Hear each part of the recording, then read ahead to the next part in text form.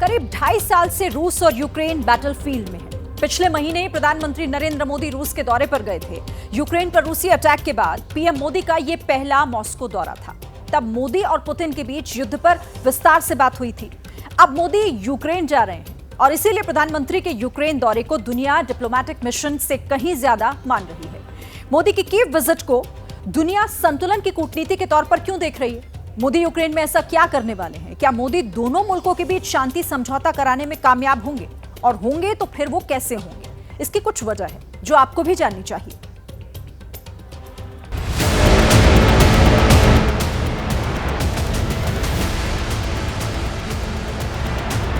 Excellency, मैं जानता हूं कि आज का युग युद्ध का है नहीं।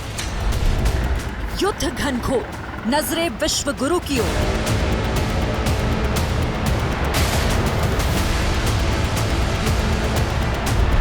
रुकती है जंग, रुकवाने वाला चाहिए।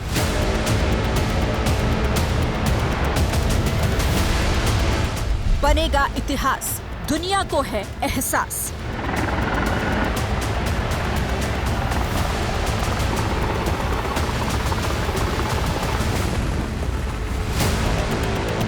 तारीख 9 जुलाई, दिन था मंगलवार।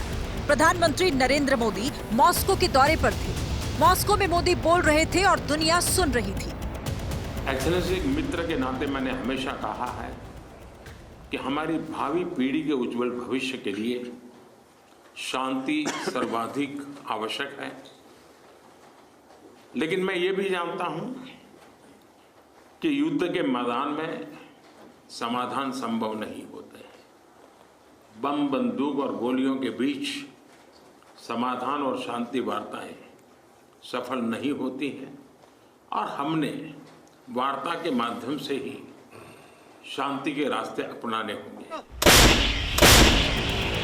यूरोप 2.5 साल से बारूद के ट्रिगर पर बैठा है। दुनिया की सारी ताकतें यूक्रेन रूस में वॉर का चैप्टर क्लोज नहीं कर पाई। अमेरिका और ब्रिटेन जैसे मुल्कों ने बारूद को ठंडा होने दिया। चीन जैसे मुल्क रूस को उकसाते रहे।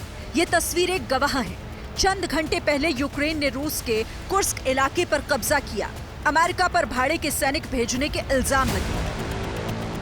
8 जुलाई को जब मोदी मॉस्को में थे तो पुतिन के साथ यूक्रेन वॉर पर खुलकर बात हुई।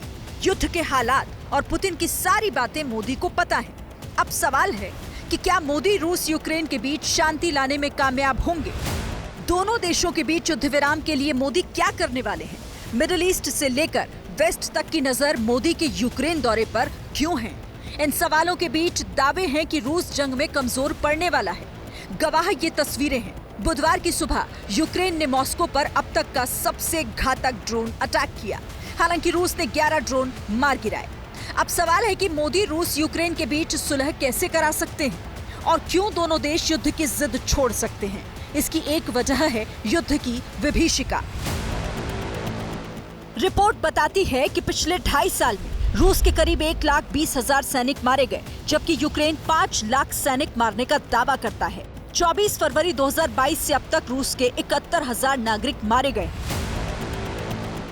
दूसरी वजह है युद्ध से दोनों देशों के बिगड़ते आर्थिक हालत। रिपोर्ट बताती है युद्ध से अब तक यूक्रेन को 12,59,000 करोड़ का नुकसान हो चुका है। 70 लाख से ज्यादा लोग गरीबी रेखा से नीचे पहुंच चुके हैं। युद्ध से हुए नुकसान की भरपाई के लिए यूक्रेन को 41 लाख करोड़ की दरकार है। युद्ध के दौरान यूक्रेन अमेरिका से 7 लाख करोड़ का कर्ज ले चुका है और ब्रिटेन से करीब 3 लाख करोड़। युद्ध किसी समस्या का समाधान नहीं है, ये रूस भी जानता है और यूक्रेन भी। शायद दोनों मुल्कों को ये समझ आने भी लगा है। जाहिर है अब दोनों देश ऐसा रास्ता चाहते हैं जिससे दोनों सुप्रीम लीडर की साख भी बच जाए और जंग रुक भी जाए। मोदी दोनों देशों के बीच शांति दूत हो सकते हैं क्योंकि पुतिन से मोदी की बात हो चुकी है। अब चंद घंटे बाद ज़ेलेंस्की सामने होंगे। बहुत मुमकिन है कि ऐसा इतिहास बने जिसका एहसास पूरी दुनिया को हो।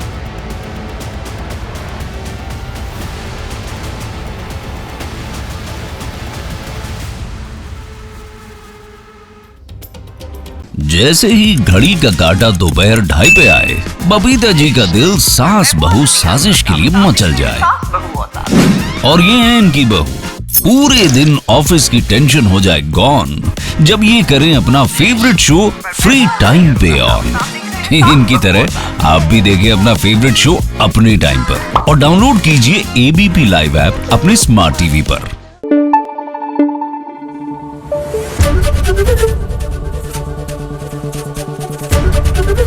एबीपी न्यूज आपको रखे आगे।